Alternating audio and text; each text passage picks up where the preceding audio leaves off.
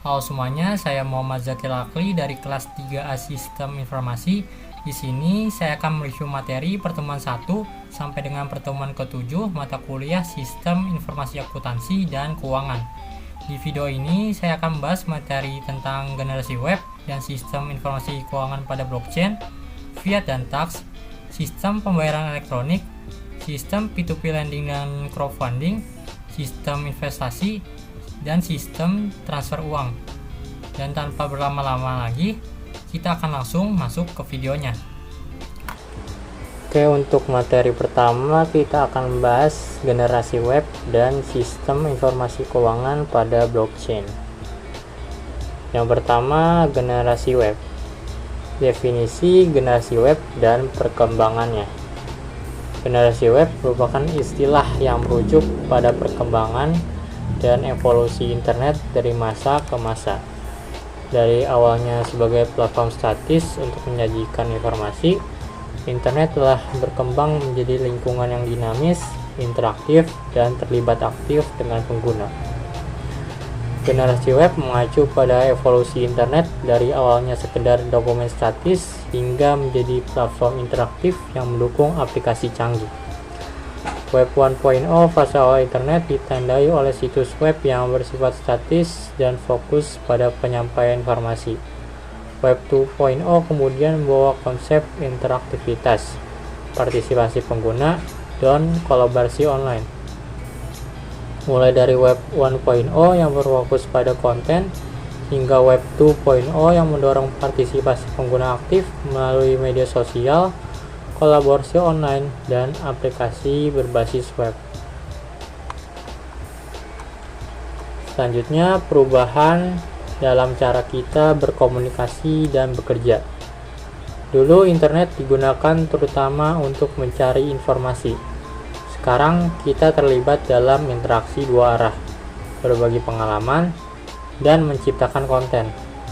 Web 2.0 memungkinkan kolaborasi yang lebih baik melalui platform seperti Google Docs, Dropbox, dan alat kolaborasi online lainnya. Peningkatan konektivitas dan kecepatan internet juga memungkinkan pengalaman online yang lebih kaya dan responsif. Perkembangan generasi web telah mengubah paradigma komunikasi. Dari model satu arah di Web 1.0, kita beralih ke komunikasi dua arah dan partisipatif di Web 2.0. Pengguna tidak hanya konsumen informasi, tapi juga produsen dan kolaborator. Alat kolaborasi online seperti Google Docs, Slack, dan platform media sosial memfasilitasi kerjasama antar individu dan kelompok tanpa batas geografis. Selanjutnya, implikasi generasi web terhadap dunia keuangan. Yang pertama, perubahan cara konsumen berinteraksi dengan layanan keuangan melalui platform digital. Yang kedua, peningkatan aksesibilitas dan kecepatan transaksi keuangan. Yang ketiga, inovasi seperti fintech yang memanfaatkan teknologi web untuk menyediakan solusi. Fintech atau singkatan dari Financial Technology merupakan produk generasi web yang menghadirkan inovasi dalam layanan keuangan. Contohnya platform pembayaran digital, robo-advisor, peer-to-peer lending. Selanjutnya, sistem informasi keuangan. Pengertian sistem informasi keuangan. Sistem informasi keuangan adalah rangkaian prosedur dan alat yang digunakan oleh perusahaan untuk mengumpulkan, menyimpan, mengelola, dan menyajikan data keuangan. Sistem informasi keuangan mencakup aspek-aspek seperti pencatatan transaksi, pelaporan keuangan, analisis keuangan, dan pengambilan keputusan. Selanjutnya, peran sistem informasi keuangan dalam perusahaan. Sistem informasi keuangan memiliki peran krusial dalam mendukung operasi dan pengelolaan keuangan perusahaan. Melalui otomatisasi dan integrasi data, sistem informasi keuangan membantu meningkatkan efisiensi dan akurasi. Pencatatan transaksi secara terotomatis meminimalkan resiko kesalahan manusiawi dan mempercepat proses pelaporan keuangan.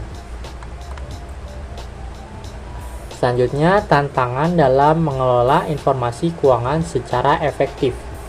Meskipun sistem informasi keuangan memberikan banyak keuntungan, ada beberapa tantangan yang mungkin dihadapi perusahaan, seperti keamanan data, integrasi sistem yang kompleks, dan kebutuhan untuk mengikuti regulasi keuangan yang terus berkembang. Penggunaan teknologi generasi web dapat membantu mengatasi sebagai tantangan ini dengan menyediakan solusi yang lebih terintegrasi dan responsif. Selanjutnya, pengenalan blockchain. Definisi dan prinsip dasar blockchain.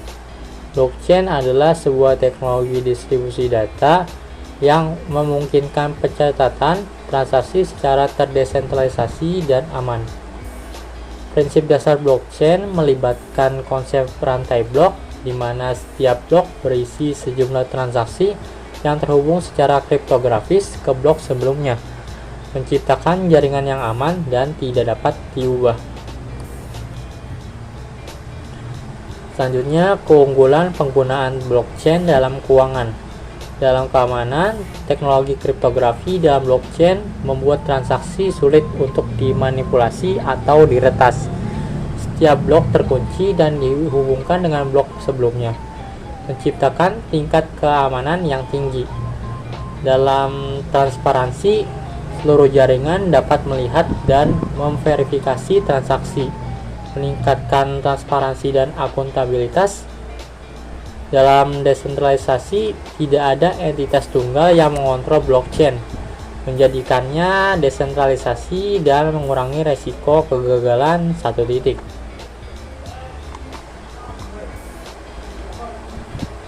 Selanjutnya, contoh implementasi blockchain dalam sistem informasi keuangan.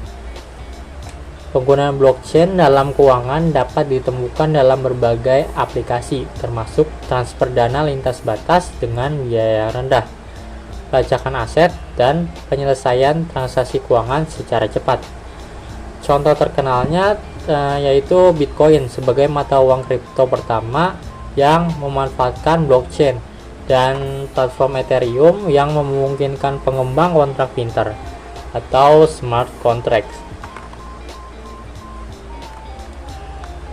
Selanjutnya, manfaat integrasi generasi web dan blockchain. Bagaimana integrasi generasi web dan blockchain meningkatkan efisiensi sistem informasi keuangan? Efisiensi transaksi. Integrasi blockchain dalam sistem keuangan dapat mengurangi waktu dan biaya transaksi. Proses otomatisasi dan penghapusan perantara mengoptimalkan kinerja.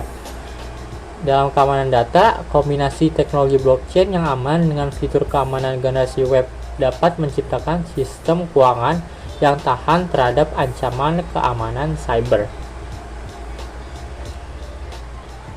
Selanjutnya, studi kasus atau contoh nyata. Yang pertama, Ripple atau XRP. Ripple menggunakan blockchain untuk memfasilitasi pembayaran lintas batas secara instan dan dengan biaya yang rendah, mengurangi keterlambatan dan biaya transaksi tradisional. Selanjutnya, Hyperledger.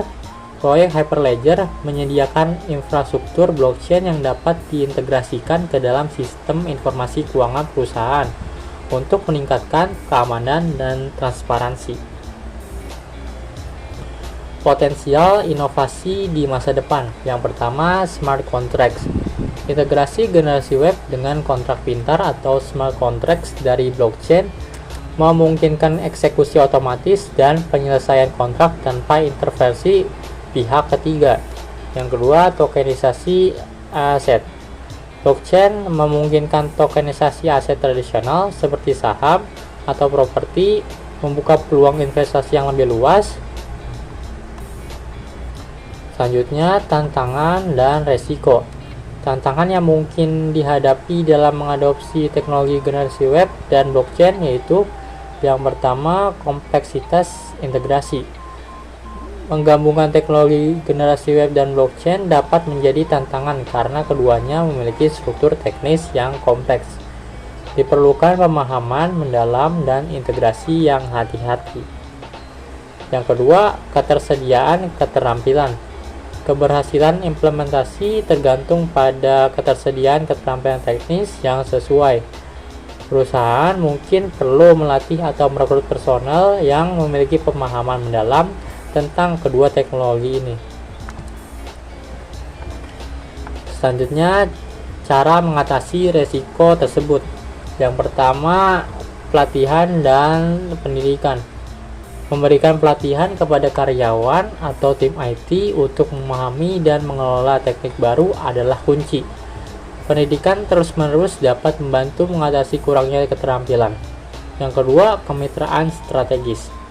Bermitra dengan penyedia layanan atau perusahaan yang mungkin memiliki pengalaman dalam mengintegrasikan generasi web dan blockchain dapat membantu mengatasi kompleksitas dan mengurangi resiko kesalahan. Selanjutnya pentingnya keamanan dalam mengelola data keuangan. Yang pertama, ancaman keamanan. Mengadopsi teknologi generasi web dan blockchain juga membawa risiko keamanan baru. Ancaman cyber terus berkembang dan perlu perhatian khusus untuk melindungi data keuangan yang sangat bernilai. Yang kedua, kepatuhan regulasi.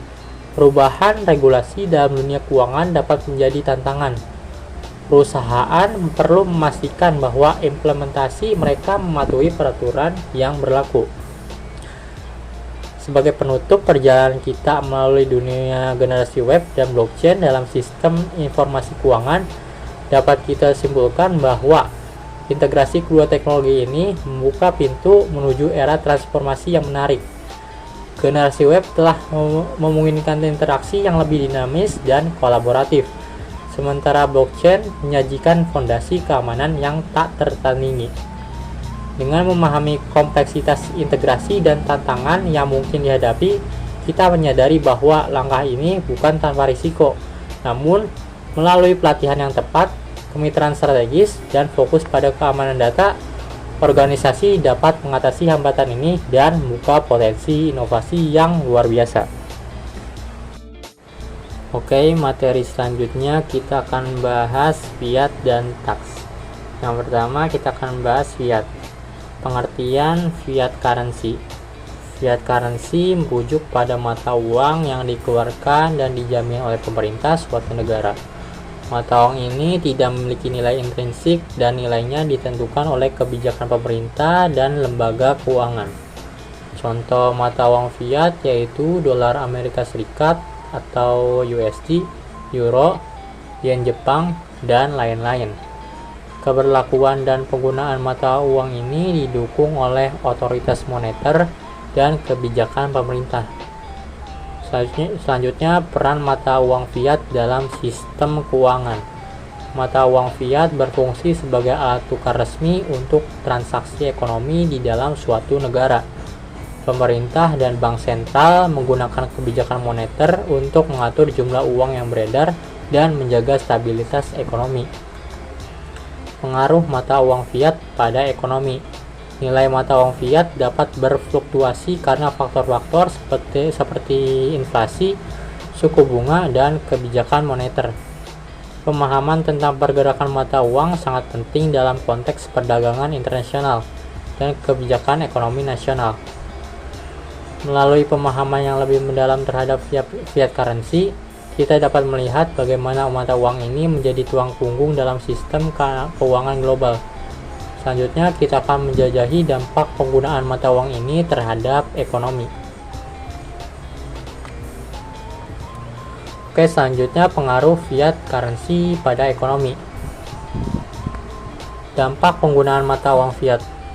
Mata uang fiat memiliki peran sentral dalam menggerakkan ekonomi suatu negara. Sebagai alat tukar resmi, nilai dan stabilitas mata uang ini memengaruhi daya beli, investasi, dan kegiatan ekonomi lainnya. Yang kedua, pengaturan keuangan oleh bank sentral. Bank sentral memiliki peran krusial dalam mengatur dan memelihara kestabilan mata uang fiat. Kebijakan suku bunga, intervensi pasar dan pengawasan inflasi adalah instrumen yang digunakan untuk mencapai tujuan tersebut. Yang ketiga, inflasi dan deflasi. Mata uang fiat dapat terkena inflasi atau kenaikan harga atau deflasi, penurunan harga. Pemerintah berusaha menjaga inflasi pada tingkat yang dapat dikendalikan untuk mendorong pertumbuhan ekonomi yang sehat. Yang keempat, dampak perubahan nilai mata uang. Perubahan nilai mata uang fiat dapat mempengaruhi daya saing ekspor dan impor suatu negara. Nilai tukar yang fluktuatif dapat memiliki dampak signifikan pada perdagangan internasional dan kesejahteraan ekonomi nasional.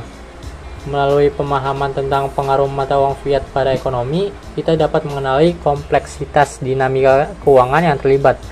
Selanjutnya, mari kita melangkah lebih jauh untuk memahami peran pajak dalam membiayai pemerintah dan kebijakan ekonomi. Oke, selanjutnya pengantar pajak. Definisi pajak. Pajak adalah kontribusi wajib yang dikenakan oleh pemerintah pada warga negara dan perusahaan untuk membiayai kebutuhan publik.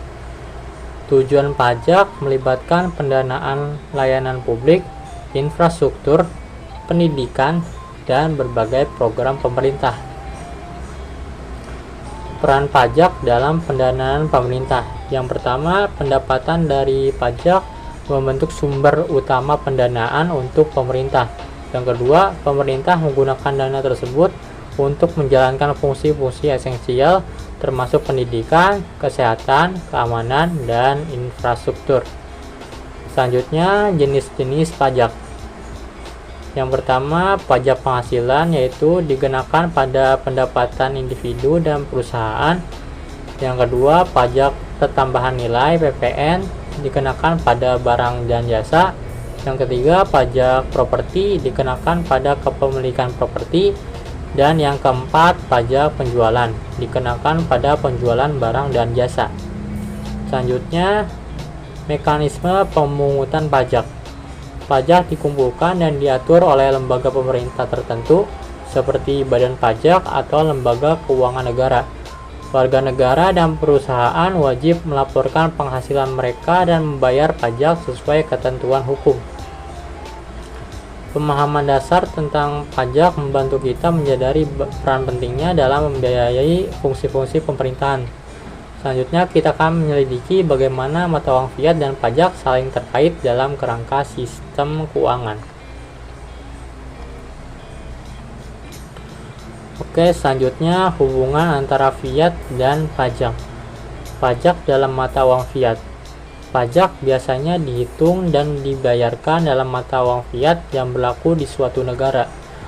Penerimaan pajak ini membantu pemerintah membiayai proyek-proyek publik dan program-program sosial. Selanjutnya, nilai tukar dan pengaruhnya pada pajak. Perubahan nilai mata uang fiat dapat memengaruhi perhitungan pajak. Pemerintah mungkin harus menyesuaikan tarif pajak atau kebijakan lainnya seperti respon terhadap fluktuasi nilai mata uang. Selanjutnya, mata pajak dalam transaksi kripto. Munculnya mata uang kripto membawa pertanyaan baru terkait pajak. Beberapa negara telah mengeluarkan panduan pajak terkait transaksi kripto, mencakup perpajakan atas keuntungan dan penggunaan kripto untuk pembayaran pajak. Selanjutnya, teknologi blockchain dan pelacakan pajak. Penggunaan teknologi blockchain dalam sistem pajak dapat mempermudah pelacakan transaksi dan perhitungan pajak. Potensi untuk meningkatkan transparansi dan mengurangi praktik penghindaran pajak. Selanjutnya, tantangan dalam pemungutan pajak kripto. Kripto memiliki karakteristik anonimitas yang dapat menjadi tantangan dalam pemungutan pajak. Beberapa negara masih mencari solusi untuk mengenali dan mengatur transaksi pajak kripto secara efektif. Melalui pemahaman hubungan antara fiat dan pajak, kita dapat melihat bagaimana perubahan nilai mata uang dan inovasi seperti kripto dapat memengaruhi kebijakan dan praktik pajak. Selanjutnya kita akan menjelajahi alternatif mata uang dan bagaimana kripto berinteraksi dengan sistem pajak.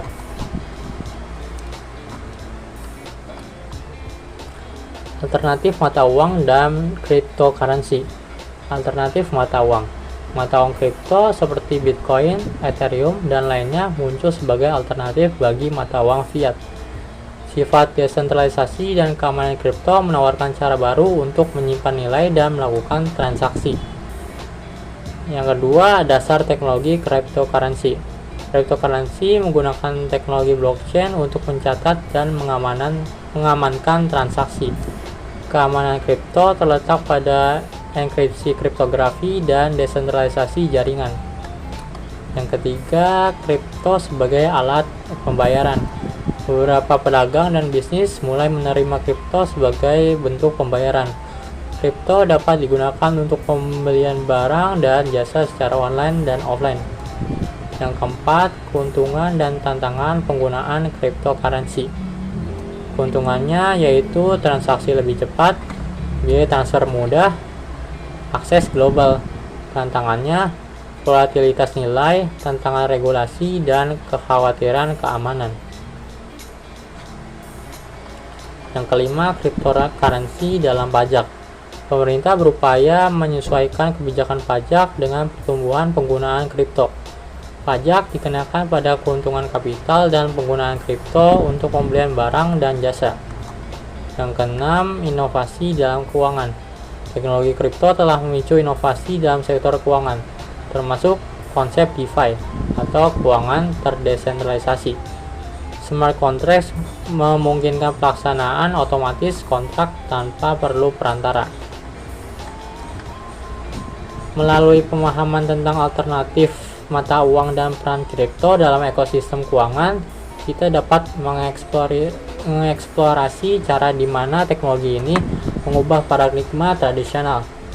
Selanjutnya kita akan memeriksa tantangan dan keuntungan dalam penggunaan cryptocurrency dalam sistem keuangan. Oke, selanjutnya tantangan dan keuntungan dalam penggunaan cryptocurrency. Tantangan dalam penggunaan cryptocurrency. Yang pertama, volatilitas nilai. Nilai cryptocurrency dapat bervariasi secara signifikan dalam waktu singkat, menciptakan resiko investasi. Yang kedua, regulasi yang berubah. Peraturan tentang cryptocurrency masih berkembang dan dapat berubah, menciptakan ketidakpastian hukum. Yang ketiga, keamanan. Ancaman keamanan cyber dan resiko kehilangan akses ke dompet elektronik menjadi perhatian utama. Oke, selanjutnya keuntungan dalam penggunaan cryptocurrency. Yang pertama, transaksi cepat dan global. Cryptocurrency memungkinkan transfer dana lintas batas dengan cepat dan biaya rendah. Yang kedua, akses inklusif, memberikan akses ke layanan keuangan kepada mereka yang tidak memiliki akun bank atau terbatas dalam sistem keuangan konvensional. Yang ketiga, desentralisasi, mengurangi ketergantungan pada institusi keuangan tradisional dan memberikan kontrol lebih besar kepada individu. Selanjutnya, implikasi pajak cryptocurrency. Pajak atas keuntungan kapital. Pemerintah memerlukan pelaporan dan pembayaran pajak atas keuntungan kapital dari transaksi cryptocurrency. Kompleksitas pelacakan transaksi. Pajak kripto memerlukan pemahaman yang baik tentang pelacakan dan pelaporan transaksi yang bisa menjadi rumit. Oke, selanjutnya regulasi yang berkembang. Upaya pemerintah, beberapa pemerintah sedang berusaha mengembangkan regulasi yang lebih jelas terkait penggunaan cryptocurrency.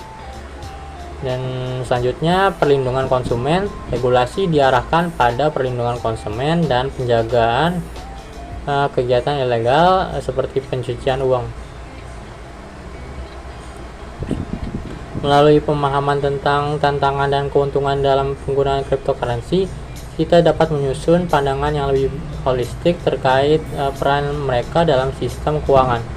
Selanjutnya, mari kita lihat bagaimana teknologi blockchain dan pelacakan pajak dapat saling terkait dalam konteks ini. Teknologi blockchain dan pelacakan pajak. Yang pertama, dasar teknologi blockchain. Desentralisasi. Blockchain adalah buku besar terdesentralisasi yang dicatat oleh jaringan node yang tersebar. Keamanan, enkripsi dan konsensus jaringan memberikan tingkat keamanan yang tinggi. Yang kedua, pencatatan transaksi. Transparansi. Setiap transaksi di blockchain dapat diakses oleh anggota jaringan, meningkatkan transparansi. Imutabilitas. Data yang masuk ke dalam blockchain tidak dapat diubah, memberikan catatan yang tidak terganggu. Yang ketiga, pelacakan pajak dengan blockchain. Transparansi pajak. Penggunaan blockchain dalam pelacakan pajak dapat meningkatkan transparansi dan akuntabilitas. Yang kedua, histori transaksi yang jelas. Setiap transaksi dapat dilacak secara rinci, mempermudah laporan pajak.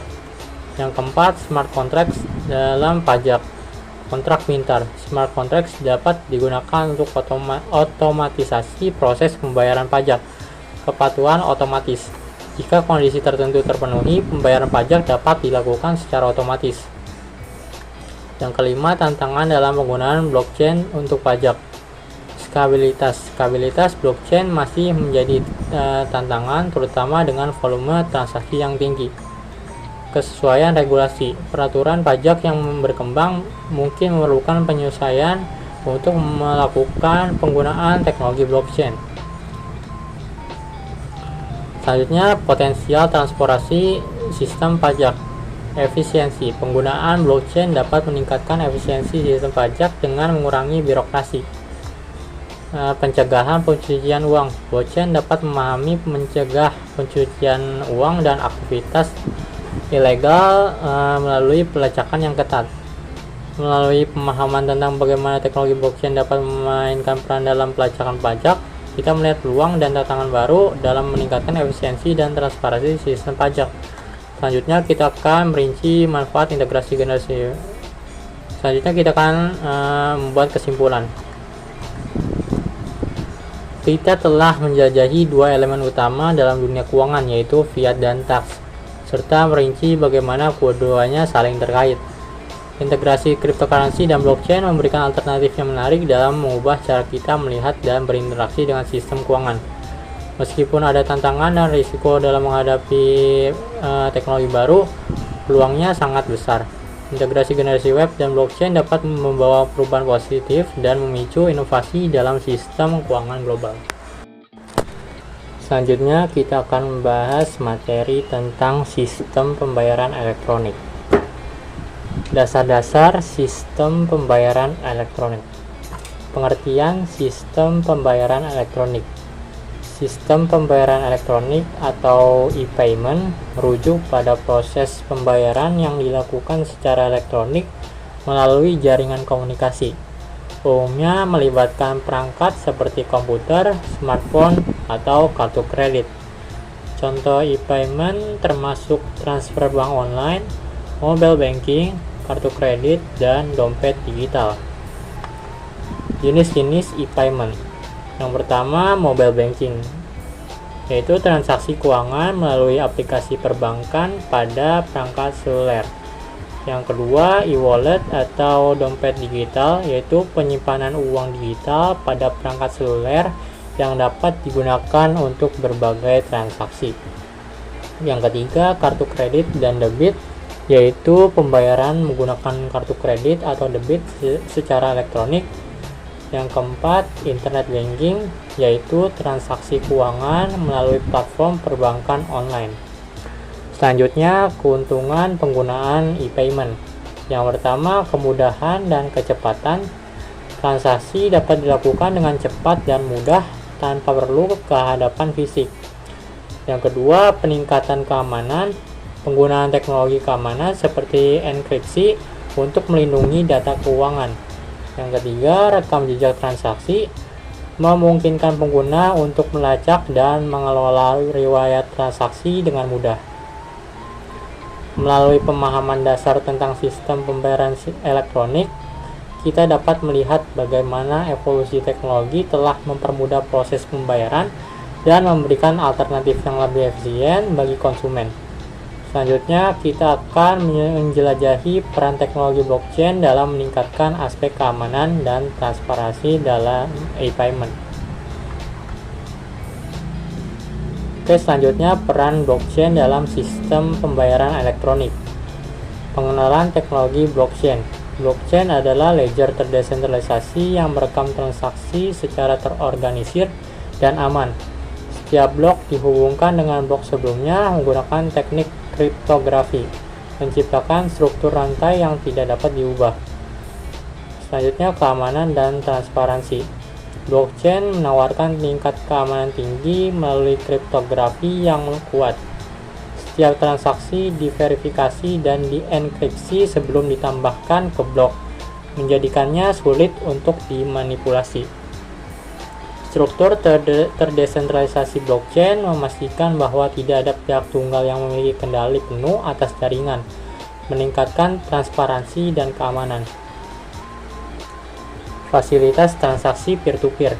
Dengan menggunakan blockchain, transaksi dapat dilakukan secara langsung antara dua pihak tanpa perlu melibatkan perantara, seperti bank atau lembaga keuangan lainnya. Ini memotong biaya transaksi dan mempercepat proses pembayaran. Selanjutnya, penggunaan smart contracts. Smart contracts adalah kode pemrograman yang dieksekusi secara otomatis ketika kondisi yang ditetapkan terpenuhi.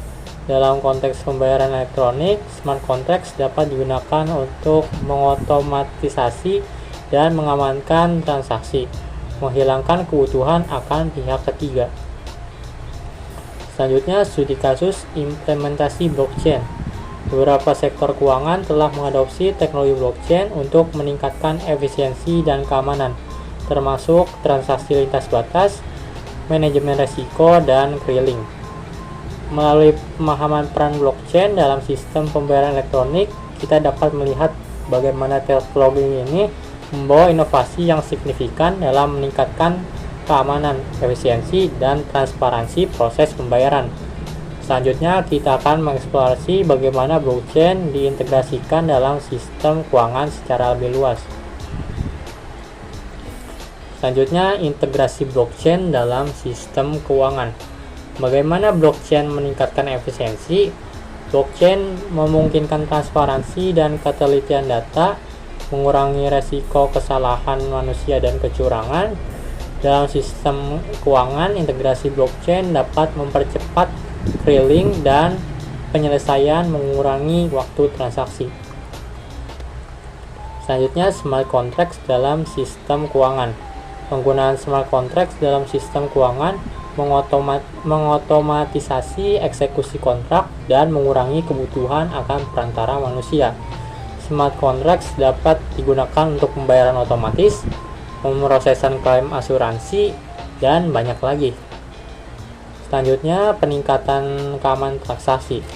Blockchain menggunakan enkripsi kriptografi yang tinggi untuk melindungi integritas data, keamanan melalui transparansi dan pengelolaan identitas yang lebih baik.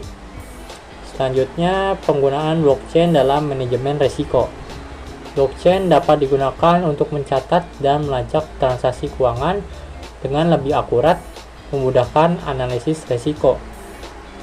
Keandalan dan ketelitian data blockchain membantu organisasi mengelola risiko dengan lebih efektif. Selanjutnya, studi kasus. Beberapa lembaga keuangan dan perusahaan teknologi besar telah mengadopsi blockchain untuk meningkatkan efisiensi dan keamanan. Studi kasus dapat melibatkan implementasi blockchain dalam perbankan, pasar modal, atau industri asuransi. Melalui integrasi blockchain dalam sistem keuangan, terbuka peluang untuk meningkatkan efisiensi, keamanan, dan transparansi dalam semua aspek kegiatan keuangan. Selanjutnya, kita akan membahas tentang tantangan dan solusi yang mungkin dihadapi dalam mengadopsi teknologi ini secara lebih luas. Oke, selanjutnya tantangan dan solusi dalam mengadopsi sistem pembayaran elektronik berbasis blockchain. Yang pertama, tantangan teknis. Tantangannya, implementasi sistem pembayaran elektronik berbasis blockchain melibatkan kompleksitas teknis seperti integrasi dengan infrastruktur yang sudah ada dan menangani volume transaksi tinggi. Solusinya, pengembangan solusi teknis yang canggih, kerjasama dengan ahli teknologi blockchain, dan pengujian menyeluruh sebelum peluncuran. Yang kedua, tantangan regulasi. Tantangannya, regulasi yang belum matang atau tidak jelas dapat menciptakan ketidakpastian hukum dan menghambat adopsi teknologi blockchain. Solusinya, keterlibatan proaktif dengan regulator untuk membentuk kerangka kerja yang regulasi yang jelas dan mendukung inovasi. Yang ketiga, edukasi dan kesadaran. Tantangannya, banyak pihak yang masih kurang memahami konsep dan potensi sistem pembayaran berbasis blockchain, menciptakan resistensi terhadap perubahan. Solusinya, program edukasi yang intensif, baik untuk pemangku kepentingan internal maupun eksternal, untuk meningkatkan pemahaman dan kesadaran tentang manfaat teknologi ini. Melalui pemahaman tantangan dan solusi dalam mengadopsi sistem pembayaran elektronik berbasis blockchain, kita dapat merancang strategi implementasi yang lebih efektif. Penting untuk membuka saluran komunikasi yang kuat, melibatkan pihak-pihak terkait, dan memprioritaskan pendidikan sebagai bagian integral dari proses adopsi. Selanjutnya, kita akan melanjutkan pembahasan tentang manfaat tentang keuntungan bagi pengguna dan bisnis dalam mengadopsi sistem pembayaran elektronik berbasis blockchain. Oke, selanjutnya keuntungan bagi pengguna dan bisnis dalam mengadopsi sistem pembayaran elektronik berbasis blockchain. Manfaat untuk pengguna yaitu kemudahan dan kecepatan transaksi. Pengguna dapat menikmati proses pembayaran yang lebih cepat dan efisien tanpa perlu melibatkan perantara seperti bank atau lembaga keuangan lainnya.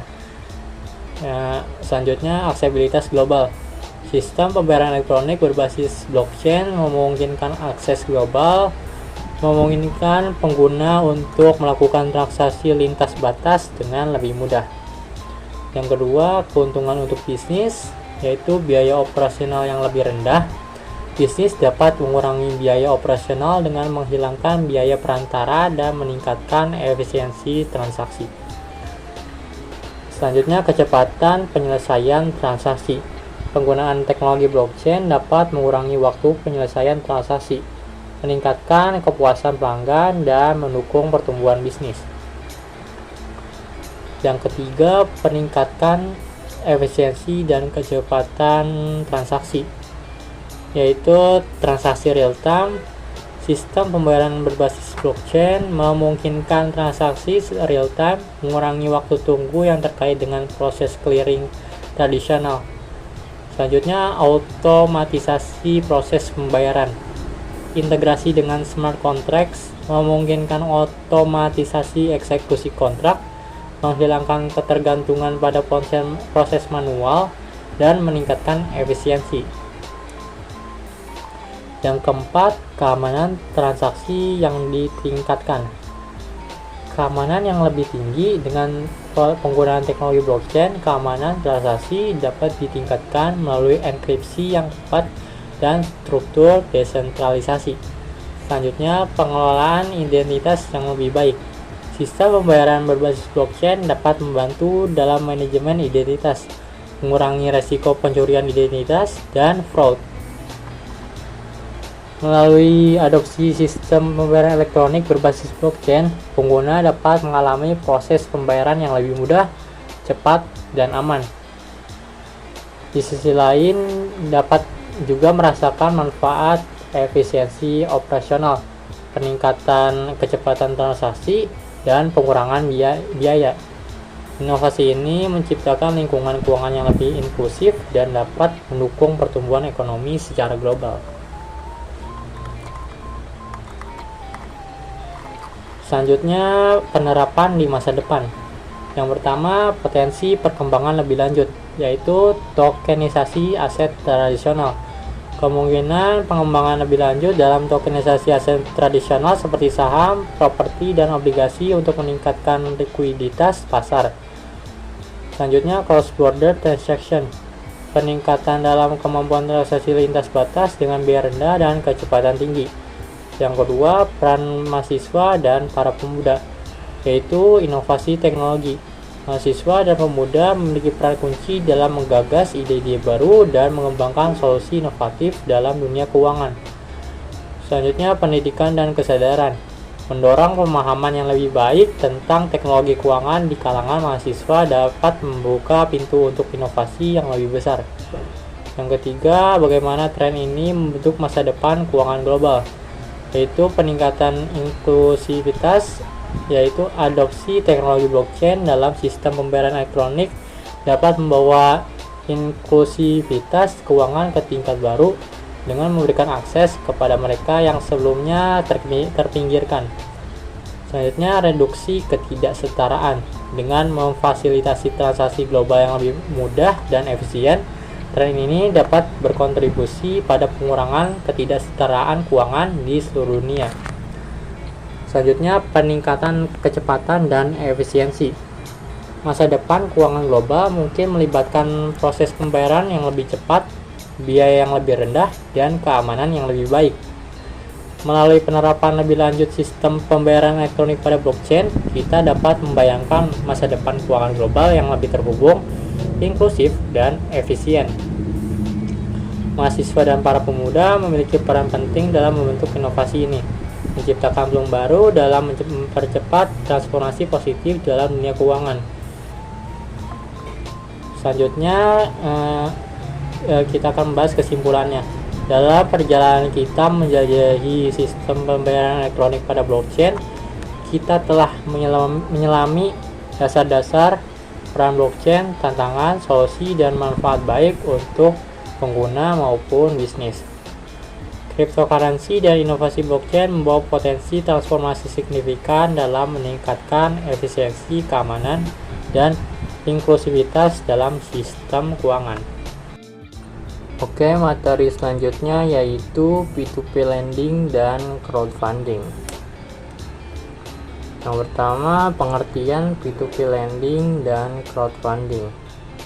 Untuk P2P lending atau peer-to-peer lending adalah model pinjaman di mana individu atau bisnis dapat meminjam dan memberi pinjaman uang secara langsung satu sama lain tanpa melibatkan lembaga keuangan tradisional. Ini menciptakan platform online yang memungkinkan peminjam dan pemberi pinjaman untuk terhubung secara langsung. Bagaimana P2P lending memfasilitasi pinjaman langsung? Yang pertama, peminjam membuat profil dan mengajukan pinjaman melalui platform P2P. Yang kedua, pemberi pinjaman menilai profil peminjam dan memutuskan untuk memberi pinjaman. Yang ketiga, transaksi terjadi secara langsung antara peminjam dan pemberi pinjaman, dan platform berfungsi sebagai perantara yang memfasilitasi proses. Selanjutnya, kelebihan P2P lending. Yang pertama, suku bunga seringkali lebih rendah dibandingkan dengan pinjaman tradisional. Yang kedua, proses pengajuan yang lebih cepat dan lebih mudah. Oke, selanjutnya kita akan bahas crowdfunding. Pengertian dan model dasar crowdfunding. Crowdfunding adalah model pendanaan di mana sejumlah kecil uang dikumpulkan dari sejumlah besar orang untuk mendukung proyek, usaha, atau tujuan tertentu. Ada beberapa model crowdfunding, termasuk equity crowdfunding, reward-based crowdfunding, dan debt crowdfunding. Perbedaan antara equity crowdfunding, reward-based crowdfunding, dan debt crowdfunding. Nah, untuk equity crowdfunding, investor mendapatkan saham atau kepemilikan dalam perusahaan sebagai imbalan atas investasi mereka. Umumnya digunakan oleh startup untuk mendapatkan modal awal. Dan untuk reward-based crowdfunding, para pendukung proyek menerima imbalan tertentu sebagai bentuk terima kasih, seperti produk atau layanan yang dihasilkan dari proyek. Biasanya digunakan oleh individu atau tim kreatif untuk mengumpulkan dana. Nah, untuk debt crowdfunding juga dikenal sebagai peer-to-peer lending, yaitu pemberi pinjaman memberikan pinjaman kepada peminjam dan menerima pembayaran kembali dengan bunga. Kelebihan crowdfunding yaitu yang pertama, membuka akses ke modal bagi proyek atau usaha yang mungkin sulit mendapatkan dukungan dari sumber tradisional, melibatkan komunikasi dan mendukung proyek dengan cara yang lebih demokratis. Melalui P2P lending dan crowdfunding, kita melihat transformasi cara kita mendekati pinjaman dan pendanaan. Model ini tidak hanya memberdayakan individu dan bisnis, tetapi juga menciptakan konektivitas yang lebih erat antara pemberi pinjaman dan peminjam, serta antara pendukung dan proyek yang didanai. Selanjutnya, mekanisme kerja P2P lending. Untuk peminjam, proses pengajuan pinjaman yang pertama, pendaftaran dan pembuatan profil.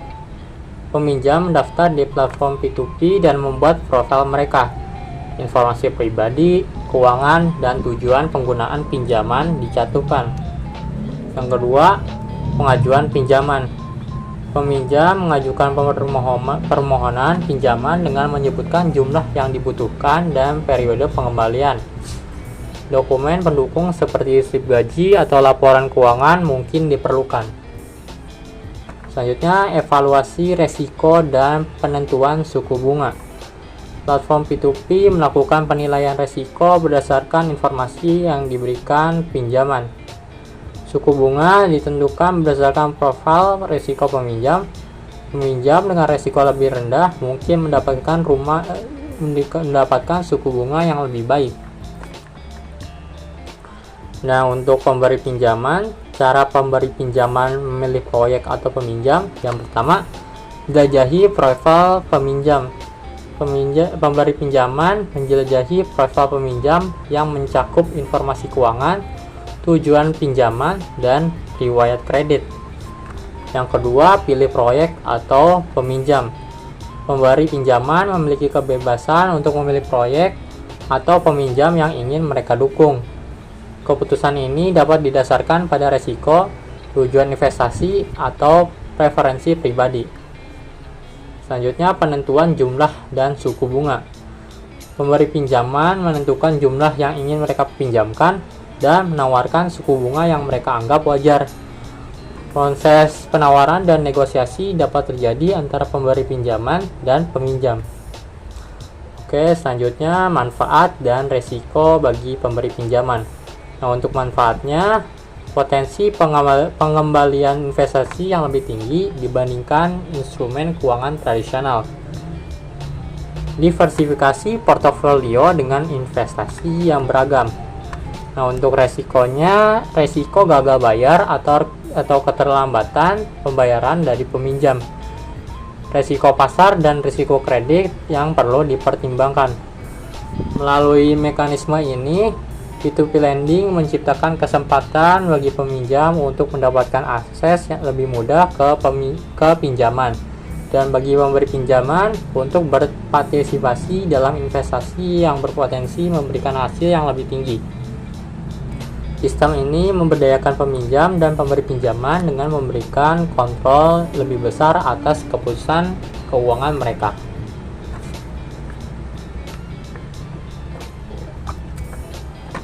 Selanjutnya, mekanisme kerja crowdfunding. Crowdfunding untuk proyek bisnis. Bagaimana bisnis dapat memanfaatkan crowdfunding untuk mendapatkan dana? Yang pertama, penyusunan kampanye. Bisnis merencanakan kampanye crowdfunding yang menyajikan proyek atau tujuan mereka secara menarik. Menentukan jumlah dana yang dibutuhkan dan mengomunikasikannya visi proyek. Yang kedua, pilihan model crowdfunding. Memilih model crowdfunding yang sesuai seperti reward based, equity crowdfunding, atau debt crowdfunding. Menyesuaikan imbal hasil atau imbalan yang ditawarkan kepada para pendukung. Yang ketiga, pelaksanaan kampanye. Meluncurkan kampanye di platform crowdfunding dengan perinci informasi proyek, tujuan penggalangan dana, dan cara kontributor dapat membantu. Menggunakan strategi pemasaran dan jejaring sosial untuk meningkatkan visibilitas kampanye. Bagaimana investor mendapatkan imbal hasil atau manfaat tertentu? Nah, untuk reward based crowdfunding, para pendukung menerima imbalan tertentu sesuai dengan tingkatan kontribusi mereka.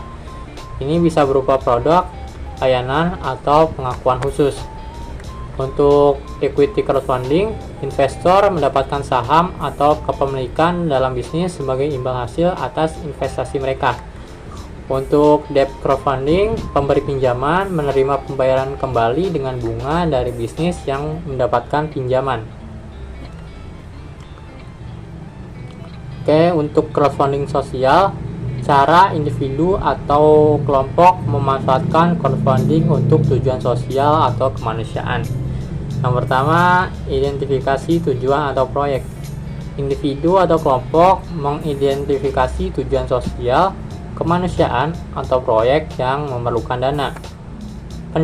Yang kedua, pendanaan kolektif, membuat kampanye crowdfunding yang menggambarkan tujuan mereka dengan jelas. Meminta dukungan finansial dari komunitas untuk mencapai tujuan tersebut. Yang ketiga, pengaruh positif di masyarakat.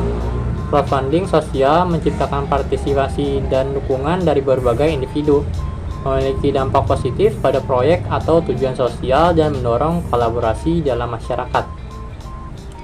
Melalui mekanisme ini, bisnis dan individu dapat memanfaatkan kekuatan kolaborasi dan dukungan komunitas untuk mendapatkan dana yang diperlukan. Crowdfunding tidak hanya menjadi sumber pendanaan, tetapi juga alat kuat untuk membangun keterlibatan dan pengikut setia. Ini menciptakan hubungan yang lebih erat antara pelaku proyek dan pendukungnya, baik itu investor di dunia bisnis atau individu yang peduli terhadap tujuan sosial. Selanjutnya, keuntungan P2P lending dan crowdfunding. Nah, untuk peminjam, keuntungannya yaitu yang pertama, akses mudah ke dana tanpa melibatkan institusi keuangan. P2P lending memungkinkan peminjam untuk mendapatkan akses cepat dan mudah ke dana tanpa perlu melibatkan lembaga keuangan tradisional. Proses online yang sederhana mempercepat pengajuan pinjaman dan pengembalian keputusan. Yang kedua, suku bunga yang lebih rendah dibandingkan pinjaman tradisional. Peminjam sering mendapatkan suku bunga yang lebih rendah daripada yang ditawarkan oleh lembaga keuangan tradisional. Karena adanya persaingan antara pemberi pinjaman individual, ini dapat menguntungkan peminjam dengan suku bunga yang lebih terjangkau. Nah, untuk pemberi pinjaman atau investor, keuntungannya yaitu yang pertama, potensi keuntungan yang lebih tinggi dibandingkan instrumen investasi tradisional. Pemberi pinjaman atau investor dapat memperoleh potensi keuntungan yang lebih tinggi daripada instrumen investasi tradisional seperti deposito atau obligasi. Melalui model P2P lending atau crowdfunding, mereka dapat memperoleh hasil yang lebih signifikan. Yang kedua, diversifikasi portofolio dengan resiko yang terkelola. Menyediakan pemberi pinjaman atau investor dengan kesempatan untuk mendiversifikasi portofolio mereka dengan berinvestasi dalam berbagai proyek atau peminjam. Diversifikasi membantu mengelola resiko karena keuntungan atau kerugian dalam satu investasi tidak secara langsung memengaruhi seluruh portofolio. Melalui keuntungan ini, P2P lending dan crowdfunding menciptakan kesempatan yang seimbang antara peminjam dan pemberi pinjaman atau investor.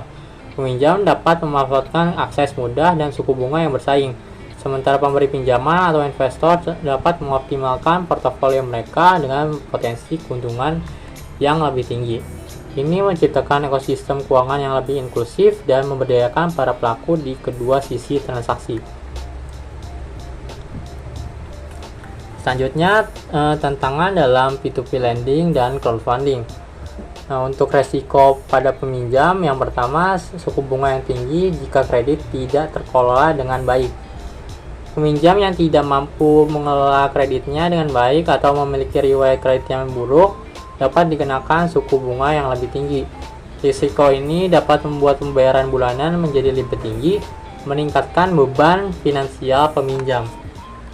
Yang kedua, potensi masalah pengembalian pinjaman. Peminjam harus mempertimbangkan risiko terkait kemampuan mereka untuk mengembalikan pinjaman sesuai jadwal. Perubahan situasi keuangan atau kejadian tak terduga dapat menyulitkan peminjam untuk memenuhi kewajiban pembayaran. Nah, untuk resiko pada pemberi pinjaman atau investor yaitu yang pertama, kemungkinan gagal bayar atau proyek tidak berhasil dalam crowdfunding. Dalam crowdfunding, investor atau pemberi pinjaman beresiko mengalami gagal bayar jika peminjam tidak dapat memenuhi kewajiban pembayaran. Risiko ini dapat meningkat dalam proyek bisnis yang memiliki ketidakpastian atau tantangan yang tidak terduga. Yang kedua, risiko ketidakpastian regulasi. Perubahan regulasi di tingkat nasional ataupun internasional dapat memengaruhi operasional platform P2P lending dan crowdfunding. Ketidakpastian ini dapat menciptakan tantangan tambahan dalam manajemen risiko dan kepatuhan. Melalui pemahaman dan mitigasi risiko ini, baik peminjam maupun pemberi pinjaman atau investor dapat membuat keputusan finansial yang lebih terinformasi.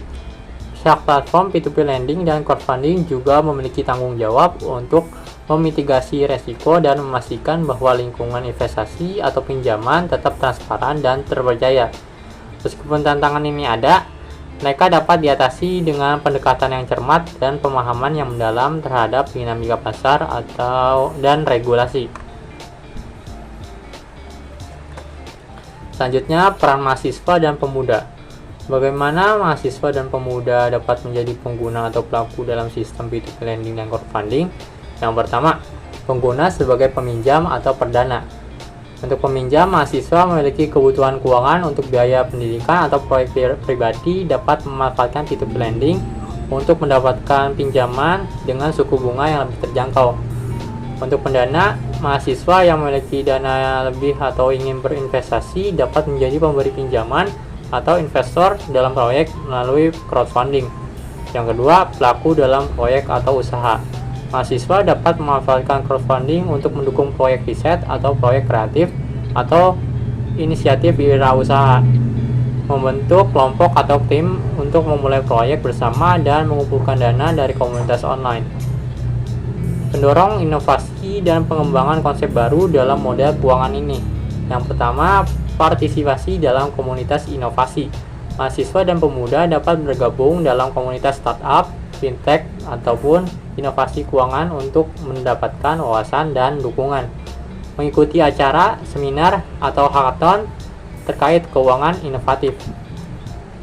Yang kedua, pengembangan aplikasi atau platform. Mahasiswa yang memiliki keahlian dalam pengembangan teknologi dapat berkontribusi dengan menciptakan aplikasi atau platform baru yang mendukung P2P lending atau crowdfunding, mengidentifikasi kebutuhan pasar dan menciptakan solusi yang inovatif. Yang ketiga, penelitian dan analisis.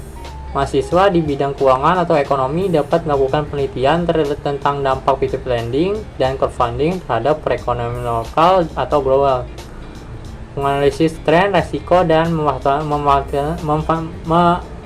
manfaat dari perspektif akademis. Yang keempat, edukasi dan kesadaran. Mahasiswa dapat berperan dalam meningkatkan kesadaran tentang P2P lending dan crowdfunding di kalangan rekan mahasiswa atau masyarakat, memberikan edukasi tentang cara menggunakan platform dengan bijak dan memahami resiko yang terlibat. Melalui peran aktif dalam ekosistem P2P lending dan crowdfunding, mahasiswa dan pemuda dapat tidak hanya mendukung kebutuhan keuangan mereka, tetapi juga menjadi agen perubahan dalam mengubah cara kita memandang dan mengelola keuangan. Keterlibatan mereka dapat membawa inovasi baru, memperluas akses keuangan, dan membantu membentuk masa depan keuangan yang lebih inklusif dan berkelanjutan. Selanjutnya, masa depan P2P lending dan crowdfunding. Potensi perkembangan dan evolusi. P2P lending dan crowdfunding terus mengalami pertumbuhan pesat dan potensi perkembangan di masa mendatang. Kemungkinan peningkatan dalam inovasi teknologi, inovasi keamanan, dan regulasi yang dapat membuat platform semakin efisien dan terpercaya. Bagaimana tren ini membentuk cara kita berpikir tentang keuangan dan investasi? Masa depan P2P lending dan crowdfunding dapat membawa perubahan fundamental dalam paradigma keuangan tradisional. Model ini tidak hanya memberdayakan individu, tetapi juga menciptakan inklusivitas dalam akses keuangan dan investasi, membuka pintu bagi partisipasi lebih luas dalam ekonomi. Dengan teknologi terus berkembang, P2P lending dan crowdfunding memiliki potensi besar untuk meredefinisi cara kita berpikir tentang keuangan dan investasi. Mereka tidak hanya menjadi alternatif, tetapi juga menggambarkan pergeseran menuju sistem keuangan yang lebih terbuka, demokratis, dan dapat diakses oleh semua lapisan masyarakat. Lanjut ke bagian kesimpulan. Dalam perjalanannya yang singkat namun penuh potensi, P2P lending dan crowdfunding telah memainkan peran kunci dalam merombak paradigma keuangan global. Dengan memberdayakan individu, terutama mahasiswa dan pemuda, untuk menjadi peminjam atau investor, model ini menghadirkan akses keuangan yang lebih inklusif. P2P lending membuka pintu bagi peminjam untuk mendapatkan dana tanpa melibatkan lembaga keuangan tradisional, dengan suku bunga yang lebih terjangkau. Sementara itu, crowdfunding memberikan peluang bagi proyek bisnis, riset, atau tujuan sosial untuk mendapatkan dukungan finansial dari komunitas secara kolektif. Tantangan seperti resiko tinggi dan ketidakpastian regulasi tetap ada, tetapi mahasiswa dan pemuda memiliki peran kunci dalam mengatasi ini. Dengan menjadi pengguna cerdas, berpartisipasi dalam komunitas inovasi, dan bahkan menciptakan solusi baru, mereka dapat membentuk masa depan P2P lending dan crowdfunding.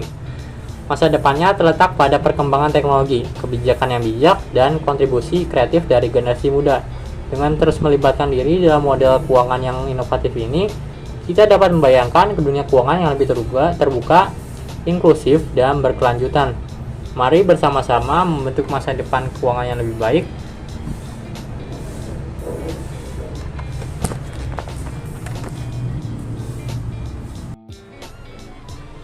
Oke, materi selanjutnya yaitu sistem investasi. Investasi sebuah konsep yang mungkin terdengar rumit, namun memiliki dampak yang sangat besar dalam membentuk kehidupan finansial kita. Hari ini kita akan menjelajahi dunia investasi dan mengapa hal itu begitu penting dalam meraih tujuan keuangan jangka panjang kita.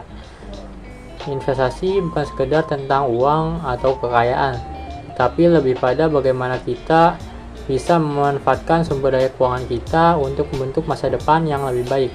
Setiap langkah yang kita ambil dalam berinvestasi adalah langkah menuju kebebasan finansial, memungkinkan kita untuk mencapai impian-impian yang mungkin tampak jauh di masa lalu.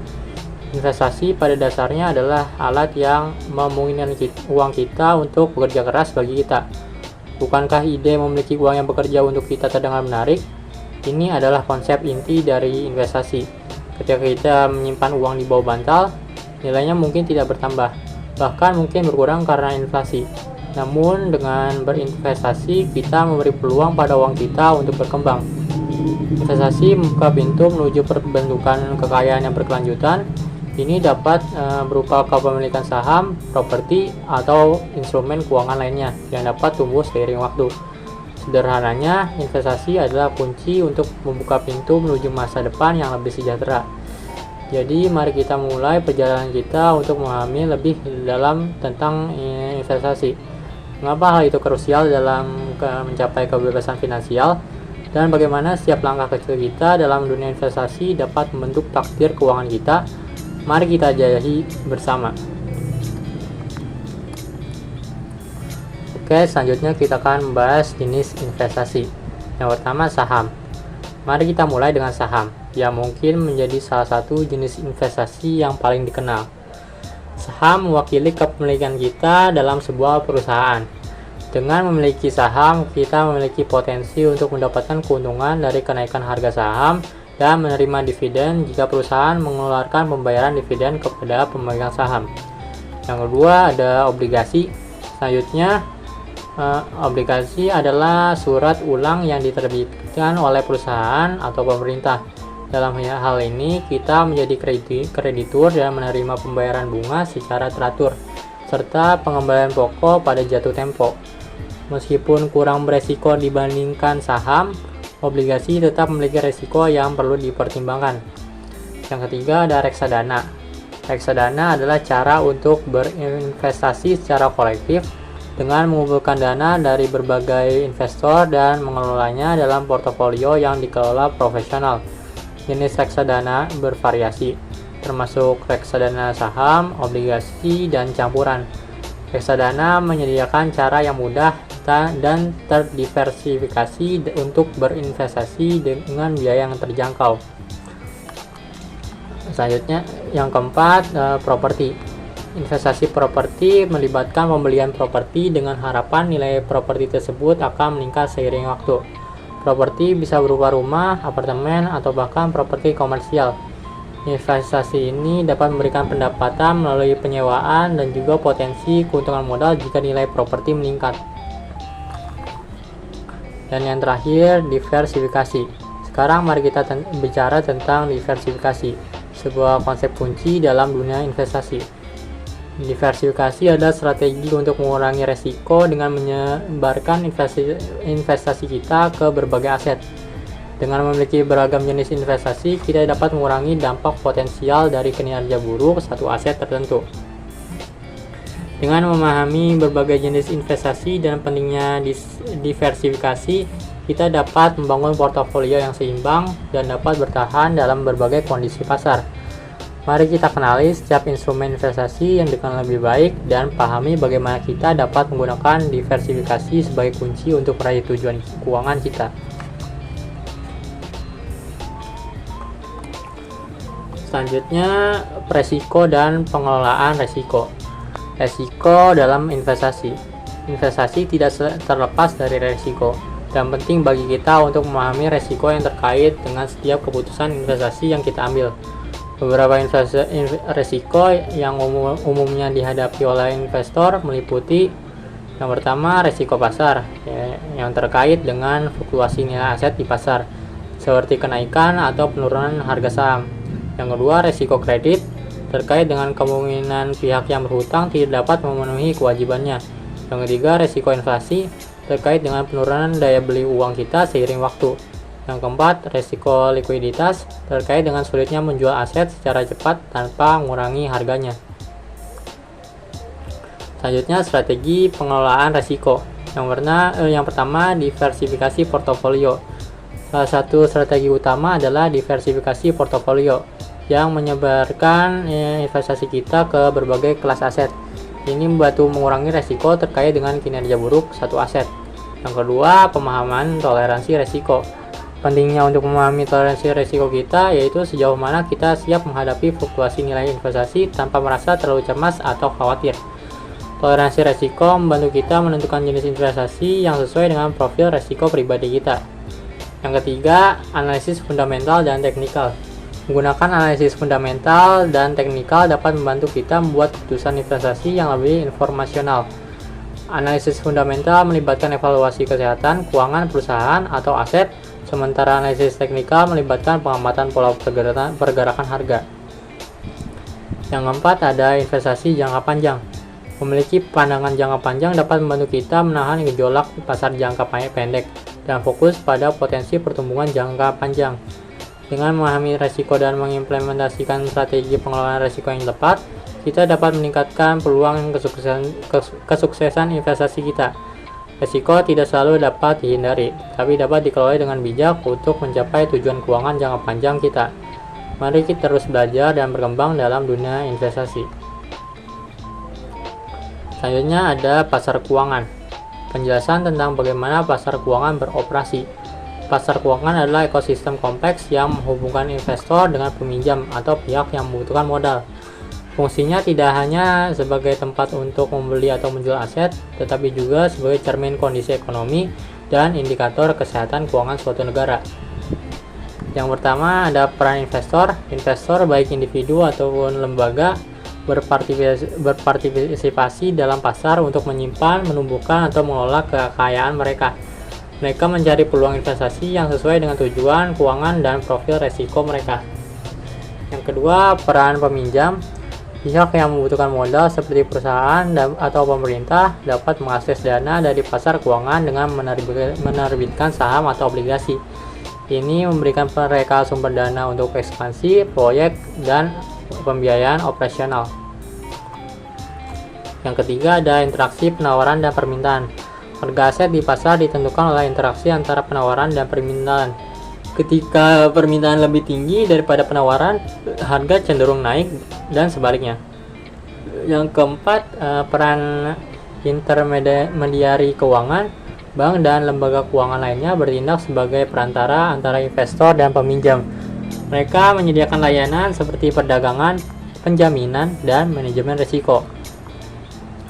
Selanjutnya, peran pasar saham dan obligasi. Yang pertama, pasar saham, yaitu tempat di mana saham diperdagangkan antar investor.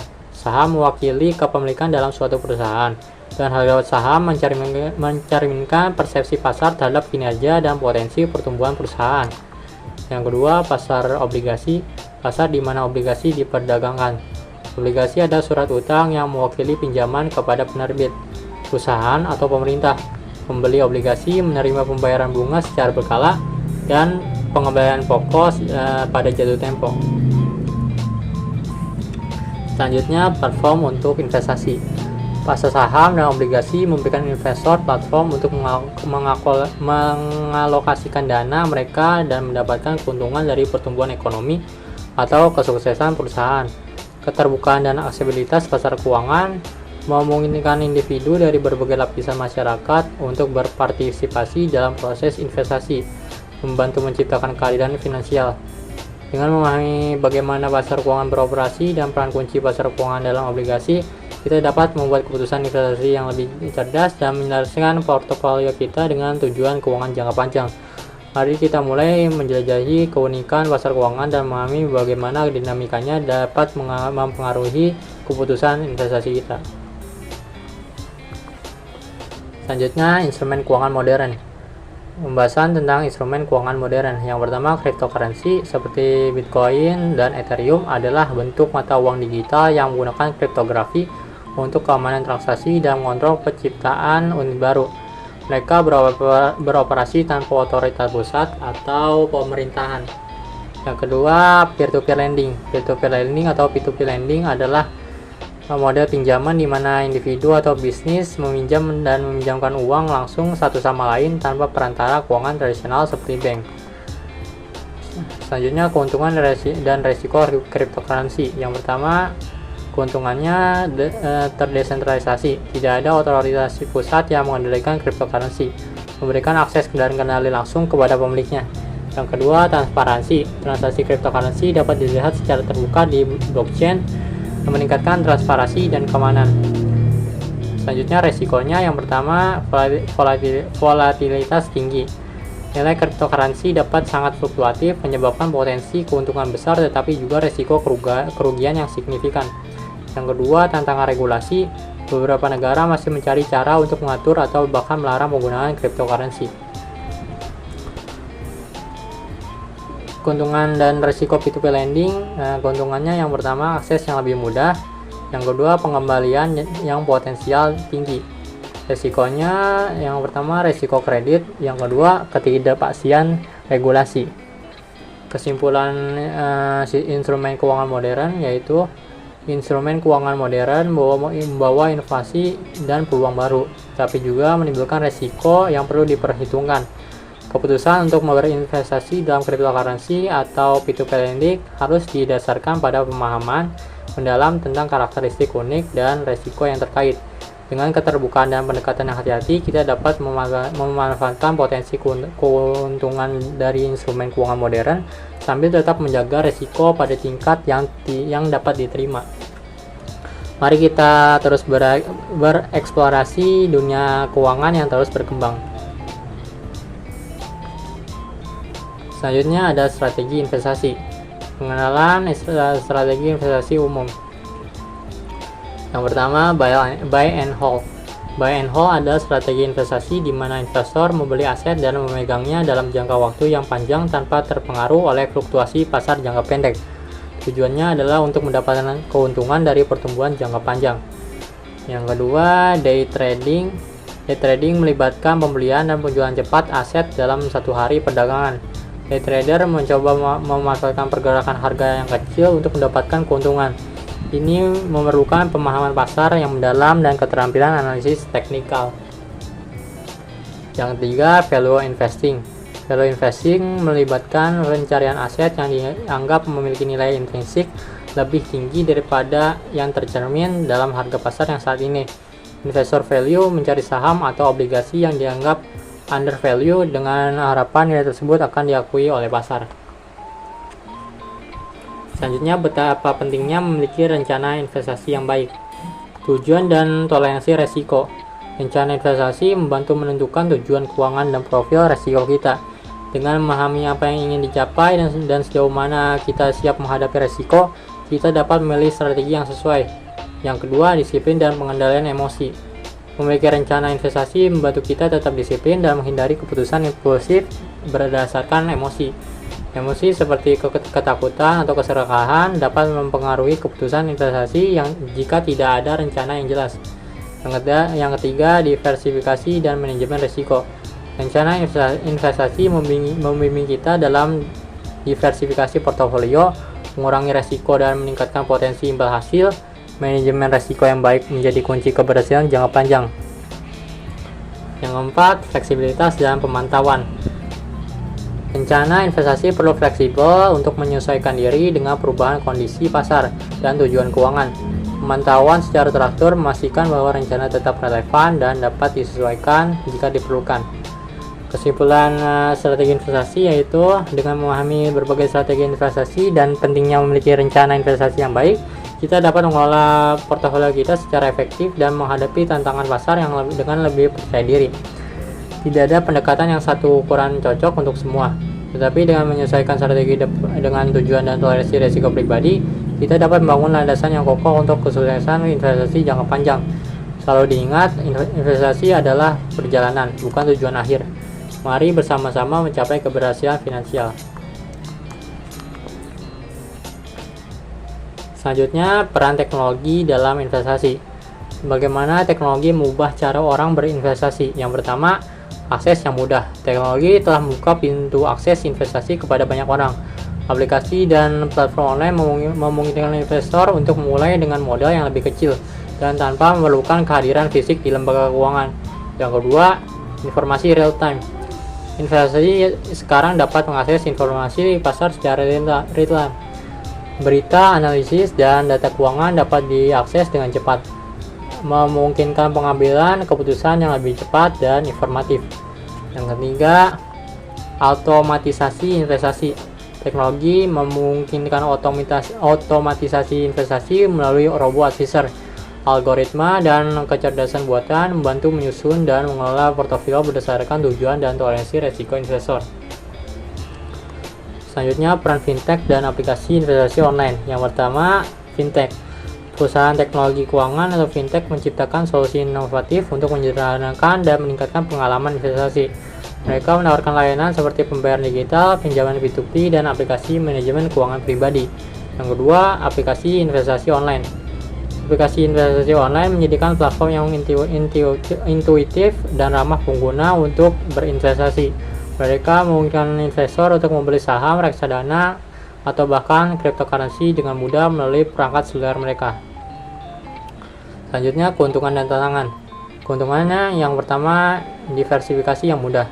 Investor dapat dengan mudah diversifikasi portofolio mereka melalui aplikasi dengan beberapa kali ketukan. Yang kedua, biaya yang lebih rendah. Banyak platform online yang menawarkan biaya transaksi yang lebih rendah dibandingkan dengan broker tradisional. Tantangannya yang pertama, keamanan dan privasi. Keamanan data dan privasi menjadi perhatian terutama dalam lingkungan digital. Penting bagi investor untuk memiliki platform yang memprioritaskan keamanan. Yang kedua, ketergantungan pada teknologi. Meskipun teknologi membawa banyak keuntungan, ketergantungan berlebihan pada teknologi juga dapat meningkatkan risiko terkait pemadaman ataupun kerentanan keamanan. Kesimpulannya yaitu peran teknologi dalam investasi telah mengubah lanskap keuangan secara signifikan. Dengan memahami dan memanfaatkan perkembangan ini, investor dapat memanfaatkan peluang dan mengelola investasi mereka dengan lebih efisien.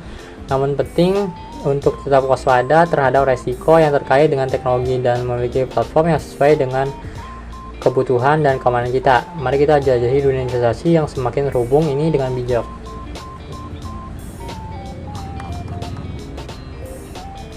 Kesimpulannya dari semuanya ini, dalam menjadi dunia investasi yang dinamis, kita menjadi bahwa teknologi memainkan peran kunci dalam mengubah cara kita berinvestasi. Akses mudah, informasi real time, dan otomatisasi telah membuka pintu bagi banyak individu untuk ikut serta dalam pasar keuangan. Fintech dan aplikasi investasi online membawa inovasi dan kemudahan, sementara instrumen keuangan modern seperti cryptocurrency dan peer-to-peer lending memberikan opsi baru dengan keuntungan dan resiko yang perlu dipertimbangkan lebih bijak. Dalam perjalanan investasi ini, kunci utama adalah keterbukaan terhadap perubahan, pemahaman mendalam tentang instrumen keuangan, dan kemampuan untuk mengadaptasi diri terhadap tren dan peluang baru. Mari bersama-sama menjelajahi, belajar, dan membangun masa depan finansial yang lebih baik. Sukses investasi untuk kita semua. Oke, materi selanjutnya yaitu sistem transfer uang. Definisi sistem transfer uang. Sistem transfer uang merupakan fondasi vital dalam ekosistem keuangan modern. Ini adalah infrastruktur yang memungkinkan individu, perusahaan, atau entitas lainnya untuk melakukan perpindahan dana dari satu tempat ke tempat lain, mengatasi batasan geografis dalam proses transaksi keuangan. Mari kita jabarkan beberapa poin terkait definisi ini. Yang pertama, infrastruktur yang mendukung. Sistem transfer uang melibatkan jaringan infrastruktur yang kompleks, termasuk lembaga keuangan, bank, dan teknologi komunikasi. Keberhasilan transfer dana tergantung pada kerjasama dan integrasi yang efektif di dalamnya. Yang kedua, proses pengiriman dan penerimaan dana. Dalam inti konsep ini, sistem transfer uang membahas cara dana dikirim dan diterima. Ini melibatkan langkah-langkah yang jelas, mulai dari inisiasi transfer hingga konfirmasi penerimaan dana oleh pihak penerima. Yang ketiga, skala lokal dan internasional. Sistem ini tidak mengenal batasan geografis, dari transaksi lokal hingga pengiriman dana lintas negara. Sistem transfer uang dirancang untuk menyediakan solusi yang dapat diandalkan dan efisien di berbagai tingkatan skala. Yang keempat, keamanan dan autentikasi. Keamanan adalah elemen kunci. Proses autentikasi yang kuat memastikan bahwa setiap transaksi diawasi dan diotorisasi dengan benar, mengurangi resiko kegiatan ilegal atau penyalahgunaan.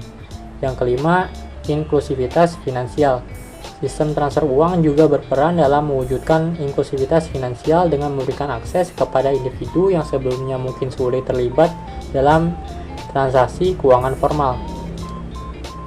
Melalui definisi ini, kita dapat memahami bahwa sistem transfer uang bukan hanya tentang perpindahan dana semata, tetapi juga mencakup aspek teknologi, keamanan, dan inklusivitas finansial. Inilah dasar yang mendukung konektivitas global dan kemudahan dalam melakukan aktivitas keuangan. Ayo lanjutkan perjalanan kita untuk lebih memahami dinamika di balik sistem transfer uang ini.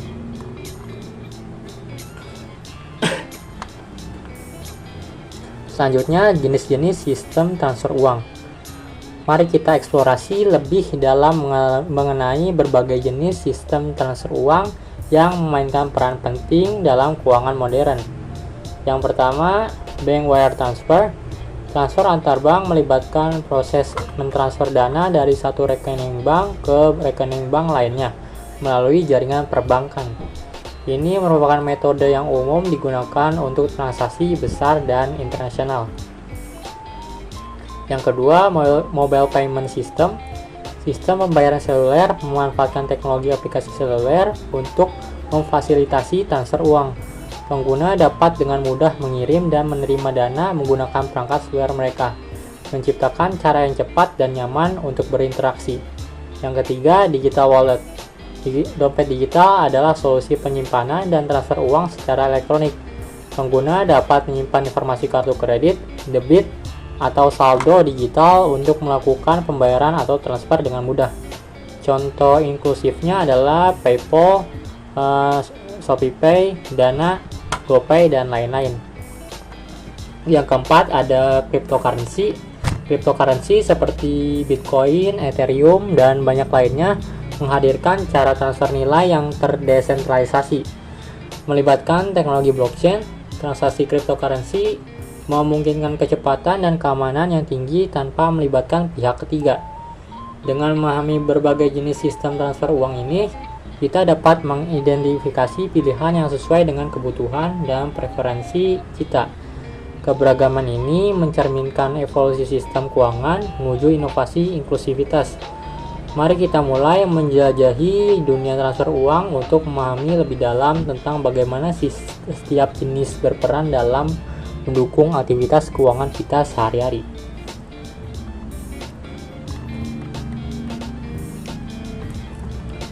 Oke, selanjutnya bagaimana sistem transfer uang ini bekerja. Mari kita memahami secara mendalam bagaimana sistem transfer uang beroperasi dan melibatkan beberapa tahapan penting. Tahapan yang pertama yaitu inisiasi transfer. Proses dimulai dengan inisiasi transfer, di mana pengirim atau pihak yang mentransfer dana melalui transaksi. Ini dapat dilakukan melalui berbagai platform, mulai dari aplikasi perbankan hingga platform pembayaran digital. Yang kedua, autentikasi. Tahap autentikasi adalah langkah kritis dalam memastikan keamanan transaksi. Sistem memverifikasi identitas pengirim dan penerima melalui metode keamanan seperti kata sandi, PIN, atau bahkan pengenalan wajah dan sidik jari pada teknologi terkini. Yang ketiga, ada pemrosesan. Setelah autentikasi berhasil, transaksi masuk ke tahap pemrosesan. Di sini sistem memvalidasi informasi, menghitung biaya yang terkait, dan memastikan ketersediaan dana sebelumnya mentransfernya. Keempat, transfer dana. Dana kemudian ditransfer dari rekening pengirim ke rekening penerima. Untuk transfer internasional, konversi mata uang mungkin terjadi dan biaya tambahan dapat dikenakan. Yang kelima, penerimaan dana. Tahap akhir adalah penerimaan dana oleh pihak penerima. Sistem memastikan bahwa transaksi berhasil diselesaikan dan dana tersedia untuk digunakan. Seiring dengan tahapan ini, penting untuk dicatat bahwa keamanan dan kecepatan menjadi fokus utama. Sistem transfer uang kini menggunakan teknologi canggih untuk memastikan transaksi aman, dan upaya terus dilakukan untuk mempercepat proses tersebut. Melalui pemahaman tentang tahapan ini, kita dapat mengapresiasi kerumitan sistem yang bekerja di balik setiap transfer uang. Keamanan dan efisiensi menjadi fondasi penting untuk memastikan keandalan dan keberlanjutan sistem ini.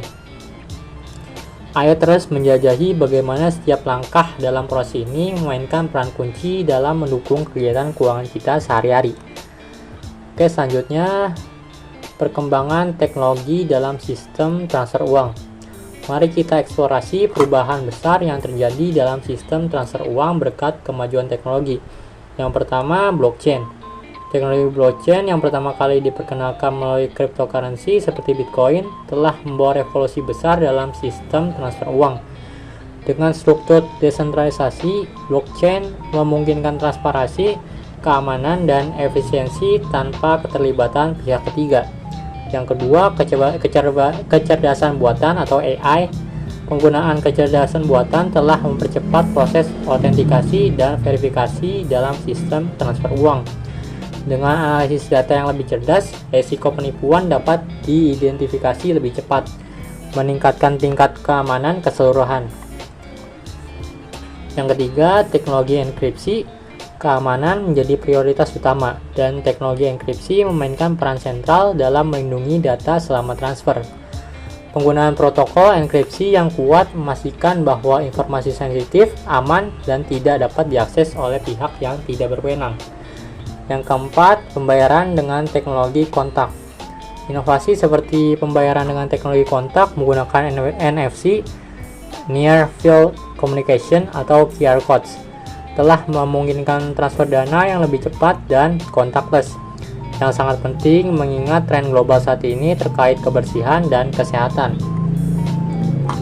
Yang kelima, integrasi fintech.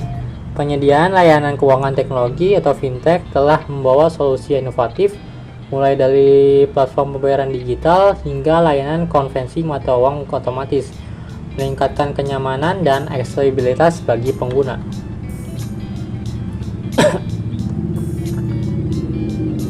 Perkembangan ini menggambarkan transformasi signifikan dalam cara kita melihat dan menggunakan sistem transfer uang. Dengan terus memanfaatkan kemajuan teknologi, kita dapat berharap pada masa depan yang lebih efisien, aman, dan inklusif dalam transfer dana. Ayo terus mengikuti perkembangan teknologi ini dan melihat bagaimana hal ini membentuk dunia keuangan kita. Selanjutnya, tantangan dalam sistem transfer uang. Mari kita hadapi kenyataan bahwa seiring dengan kemajuan, juga ada tantangan yang perlu diatasi dalam sistem transfer uang. Yang pertama, resiko keamanan. Dengan meningkatnya keterlibatan teknologi, resiko keamanan menjadi fokus utama. Ancaman keamanan seperti serangan cyber dan kebocoran data memerlukan inovasi konstan dalam perlindungan, termasuk enkripsi yang lebih kuat dan sistem deteksi dini. Yang kedua, biaya transaksi. Biaya transaksi dapat menjadi hambatan terutama dalam transfer internasional. Adanya biaya tambahan seperti biaya konversi mata uang atau biaya bank dapat mempengaruhi jumlah dana yang diterima oleh penerima. Upaya untuk mengurangi biaya ini melalui inovasi dan transparansi diperlukan. Yang ketiga, tantangan regulasi. Tantangan regulasi muncul dari perbedaan aturan dan kebijakan di berbagai jurisdiksi. Sistem transfer uang seringkali harus menyesuaikan diri dengan peraturan yang berubah-ubah, yang dapat memperlambat inovasi dan implementasi. Yang keempat, kecepatan dan ketersediaan layanan. Meskipun teknologi telah meningkatkan kecepatan transfer, masih ada tantangan terkait kecepatan dan ketersediaan layanan, terutama dalam situasi beban tinggi atau ketidakstabilan teknis. Selanjutnya, strategi untuk mengatasi tantangan. Yang pertama, menggunakan teknologi kecerdasan buatan untuk mendeteksi dan mencegah keamanan. Yang kedua, inovasi untuk mengurangi biaya transaksi dan meningkatkan transparansi. Dan yang ketiga, kolaborasi dengan pihak berwenang untuk memastikan kepatuhan terhadap regulasi yang berlaku.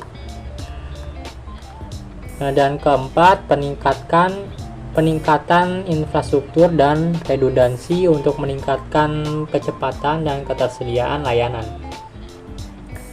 Dengan mengatasi tantangan ini, kita dapat memperkuat sistem transfer uang agar lebih tahan banting, efisien, dan dapat diakses oleh semua pihak. Ayo bersama-sama mencari solusi untuk meningkatkan keamanan dan efektivitas sistem ini.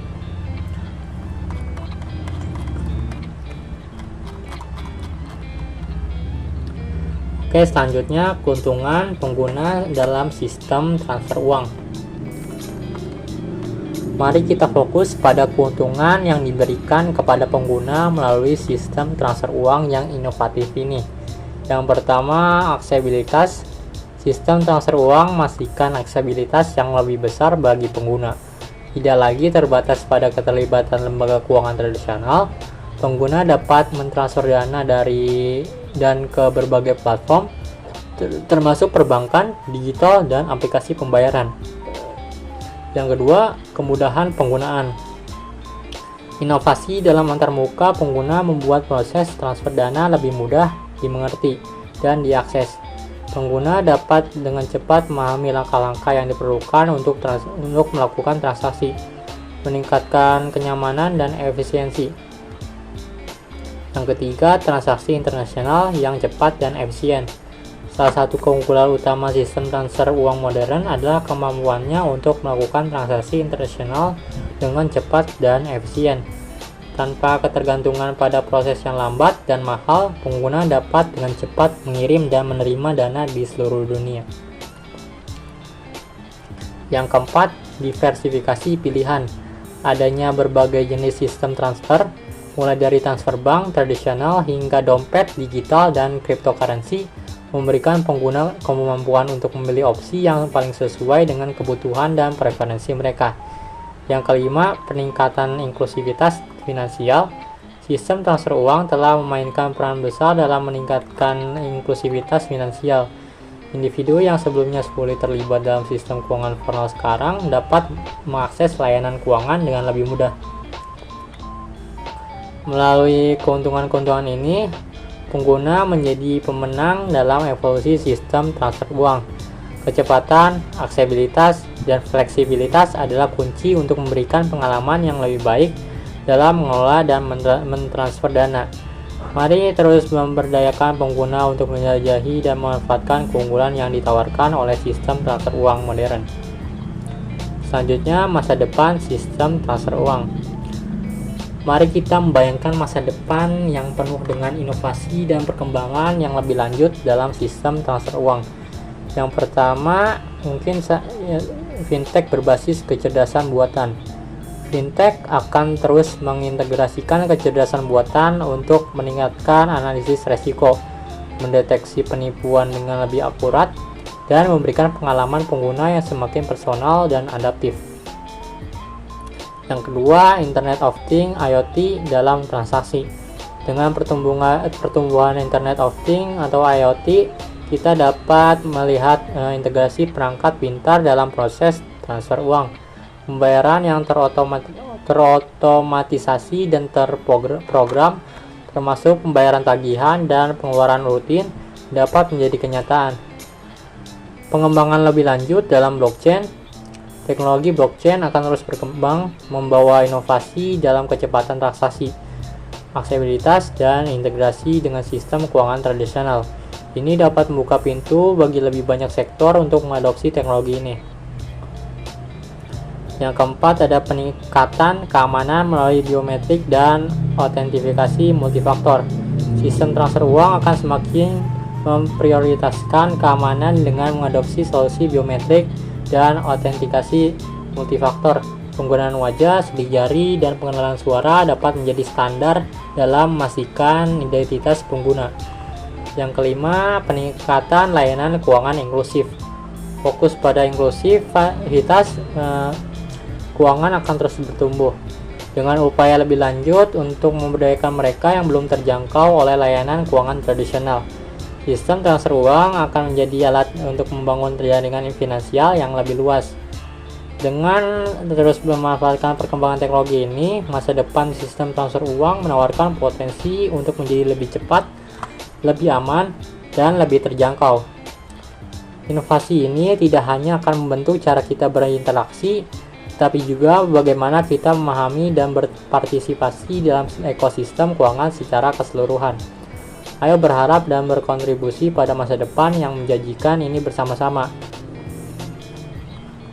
Nah, untuk kesimpulannya, dalam menutup presentasi kita tentang sistem transfer uang, mari kita merangkum poin-poin kunci yang telah kita bahas. Yang pertama, evolusi teknologi.